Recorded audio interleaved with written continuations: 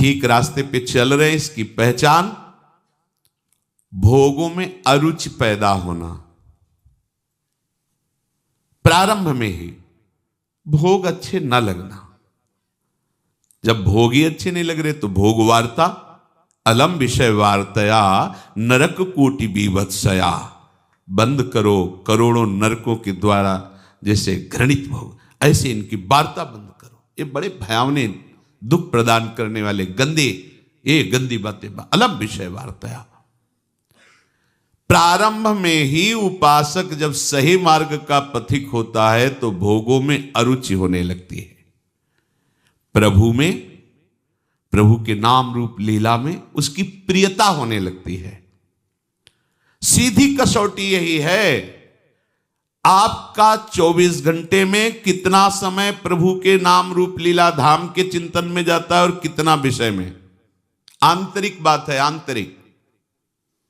ये मन में देखें, मन में हमारी वृत्ति यदि विषयों की ओर अधिक बढ़ रही है, विषय चिंतन बढ़ रहा है, तो समझना चाहिए कि बाहरी कुछ भी है पर अंदर से हम विषय की तरफ जा रहे हैं, प्रभु की तरफ नहीं।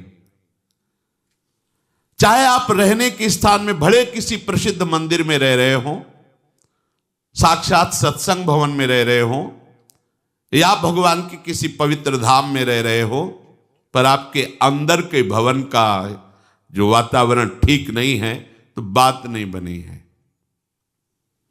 तुम्हें अपने भवन में सोहनी पोछा लगाना है, इसे साफ करो। अपने हृदय की मलिनता को दूर करो। इस कूड़ा करकट को बाहर निकाल फेंको। अंदर तुम्हें झाड़ू लगा करके, पोछा लगा करके पवित्र करना है, क्योंकि हृदय मंदिर में यदि भगवत स्मृति नहीं हुई, भगवत चिंतन नहीं हुआ, ये सब कूड़ा करकट विषय चिंतन है, तो यहां जो वर्णन कर रहे कि आप भले किसी प्रसिद्ध मंदिर में ही रात दिन रह रहे हैं, सत्संग भवन में रह रहे हैं, या भगवान के धाम में रह रहे हैं, आपका मार्ग ठीक नहीं है। जैसे कोई कहे वृंदावन धाम की इतनी महिमा है और आप यहां ऐसी बात करें, दूसरा कोई बोले तो बोले, आप तो समझो धाम की क्या महिमा है। तो धाम का प्रभाव क्या है? भजन गहे फिरे बाह, वृंदावन बस के इतनो बड़ो सयान, जुगल चरण के भजन बिन निमिष न दीजे जान। वृंदावन इह विधि बसे तज के सब अभिमान, तृणते नीचो आपको जाने सोई जान। भजन, यहां इस विशेष महिमा है कि यहां भजन के परमाणु हैं। आपको भजन करने में ज्यादा परेशानी नहीं पड़ेगी, बड़ा सहयोग मिलेगा। पर भजन ना हो तो करोगे क्या? विषय चिंतन, विषय क्रीड़ा। तो विषय क्रीड़ा का धाम थोड़ी है, ये तो प्रिया प्रीतम की नित्य प्रेम लीला स्थली है। फिर तो भारी अपराध बनेगा। तुम्हारे पास कम समय है, ज्यादा विचार करने का समय नहीं कि क्या करूं क्या ना करूं। राग द्वेष युक्त पुरुष यदि कहीं भी रहेगा तो राग द्वेष ही फैलाएगा। एक एक वृत्ति अंदर से दूर करो। कुछ राग द्वेष युक्त शास्त्र स्वाध्याय करके उपदेशक बन जाते हैं, अपने हृदय के राग द्वेष को दूर नहीं कर पाते, तो उनके उपदेशों में पाया जाता है वो शैव और वैष्णव इसी पक्ष को लेकर एक दूसरे की निंदा करते हैं, उपासकों की उपासना की निंदा करते, किसी एक का पक्ष लेके दूसरे को नीचा दिखाना, ऐसे इसी में जीवन वो अपना सार्थक समझते हैं। उपासक को इन सब पचड़ों में नहीं फंसना, अपने मन को इस कसौटी पर कसते रहना है कि आराध्य देव की ओर आपकी कितनी अधिक से अधिक वृत्तियां जा रही है। यदि भोगों की ओर से मुख नहीं मोड़ोगे तो अभी चलना ही प्रारंभ नहीं किया, लक्ष्य की प्राप्ति कैसे होगी? अपने जीवन को प्रभु के सन्मुख कर लेने का मतलब है अंतर की एक एक वृत्ति से प्रभु का निरंतर चिंतन होना। तभी तो कह रहे अकल्मषम, निष्पाप हो जाता है। जिसने अंदर की वृत्ति को प्रभु के चिंतन में नहीं लगाया और बाहर से बड़ी मेहनत वाली सब अंदर से विषय चिंतन। तो कह रहे ये ऐसा ही हुआ जैसे कई लोग भांग छान करके नौका विहार करने के लिए नाव में बैठे विश्राम घाट में और खेना प्रारंभ किया, भुजाएं तक थक गई, पसीना से लथपथ हो गए, किनारा नहीं आया। आपस में विचार करने लगे कि किनारा क्यों नहीं आया। परिश्रम तो बहुत कर रहे हैं, समय बहुत लगा, लेकिन राह तो पूरी नहीं हुई, अभी किनारा ही नहीं आया। तो उतर करके उसको सावधानी पूर्वक जांच की तो बोले यार खूंटा से नाव खोलना ही भूल गए, क्योंकि भांग के नशे में थे। खूंटा से नाव खोलना ही भूल गए और पूरा का पूरा श्रम लगा दिया। बस ऐसी ही कुछ हमारी दशा हो जाती है जब हम अहमता ममता शरीर में लेकर, शरीर संबंधियों में लेकर, भोगों में लेकर के इस मार्ग पर चलते हैं। बहुत दौड़ लगाई और कितने 50 वर्ष, लेकिन हो कहां? बोले एक कदम आगे नहीं है। क्यों? बोले खूंटा से ही नाव नहीं। एक अहमता ममता ये जग में है दुखदाई, ये जब श्री जी की ओर लगे तो होत परम सुखदाई। तात मात सुत दार देह में मति अर्जय मति मंदा, हित किशोर को है चकोर तू लख वृंदावन चंदा। खूंटे से नाव ही नहीं खोली और वह 50 वर्ष की साधना। हाँ माना वो उसकी बाद में थक गई, खेते खेते पसीना आ गया, लेकिन एक कदम भी आगे नहीं बढ़े। क्यों? अहमता ममता का परिवर्तन नहीं किया। सुख का केंद्र संसार ही माना। भले साधन परमार्थिक दिखाई दे रहा है, लेकिन साध्य विषय चिंतन है, विषय भोग है, संसार है।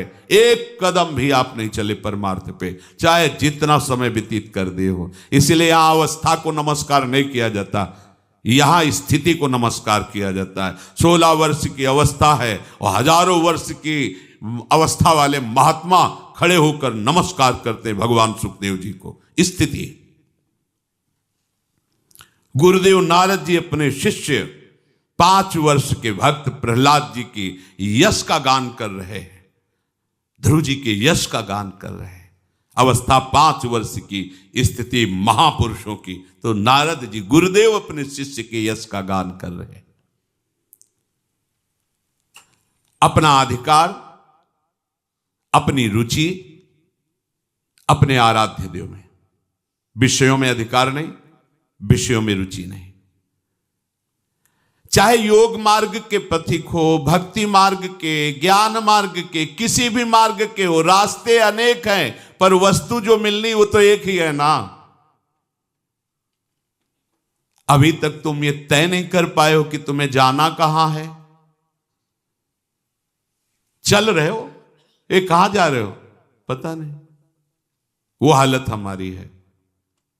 चल रहे हैं, भगवत मार्ग के पथिक दिखाई दे रहे हैं बाहर से, अंदर से विषयों का चिंतन, मान प्रतिष्ठा का, राग द्वेष का, छोटी छोटी अनुकूल प्रतिकूल परिस्थितियों में है। छड़े रुष्टा, छड़े तुष्टा, रुष्टा तुष्टा, छड़े छड़े। कहां के पथिक हो? परमार्थ के, परमार्थ के। भूल कर रहे हो, खड़े रहोगे एक कदम आगे नहीं बढ़ पाओगे। आरंभ में साधक को 2 बातें देखनी ही होंगी। पहली बात, हमारा रास्ता ठीक है कि नहीं। तो रास्ता कौन? जो आचार्य, गुरुदेव और शास्त्र तीनों से मिलता है, उसमें संशय करने की जरूरत नहीं होती। आचार्य भगवान का स्वरूप, गुरुदेव भगवान का स्वरूप, शास्त्र भगवान का स्वरूप, तीनों की बात मिलनी चाहिए। आचार्य, गुरुदेव, भगवान जहां जहां उपदेश किए सबका सार है निरंतर भगवदाकार वृत्ति, प्रिया प्रीतम के चिंतन में।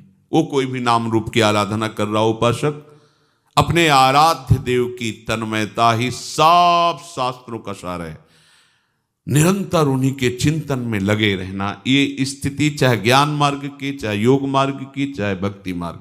योग मार्ग में चित्त वृत्ति का निरोध करके परमात्मा में लगाना, ज्ञान मार्ग में चित्त वृत्ति को रोक करके अपने स्वरूप में स्थित हो जाना, भक्ति मार्ग में चित्त एक एक वृत्ति को कृष्णाकार कर देना, भगवदाकार मुरारि पादार्पित चित्त वृत्ति, बात एक ही है।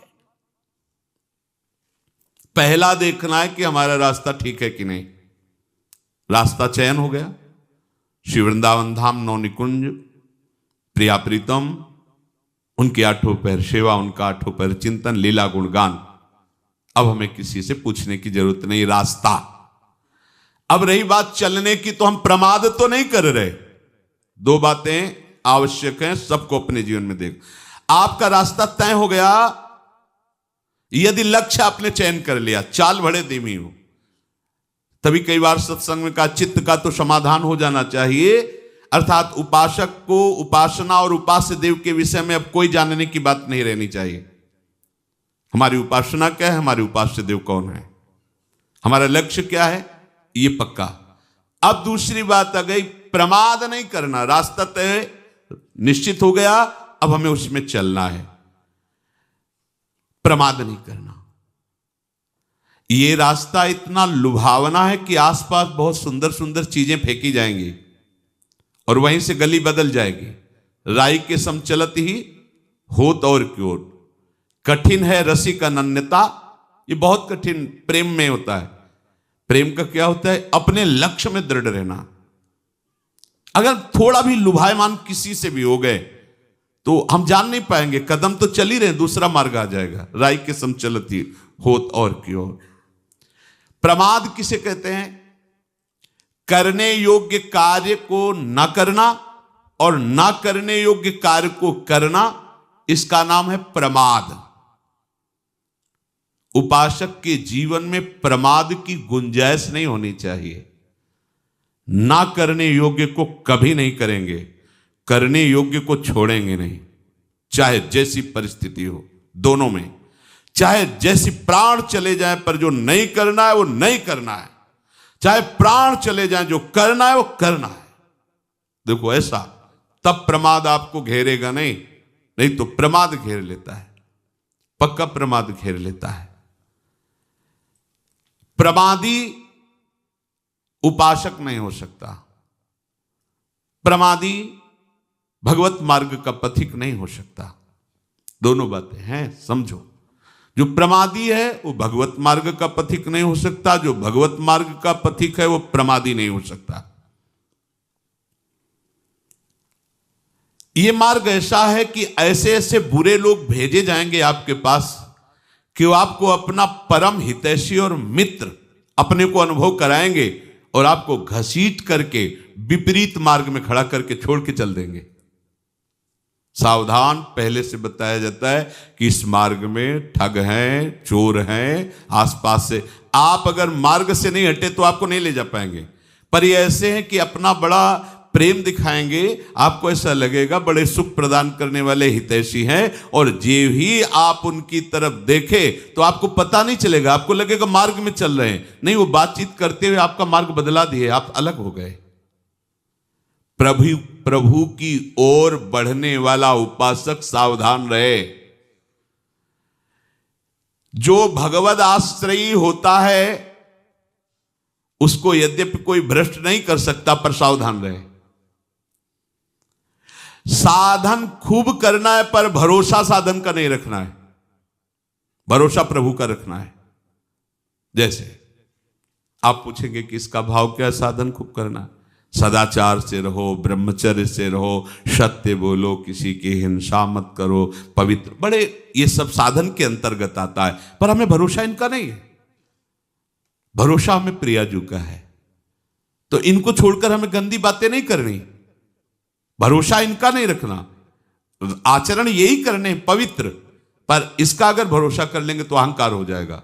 भरोसा श्री जी का, और बात तो श्री जी की करुणा से ही बननी है। जो भगवद आश्रयी होता है उसे कोई भ्रष्ट नहीं कर सकता।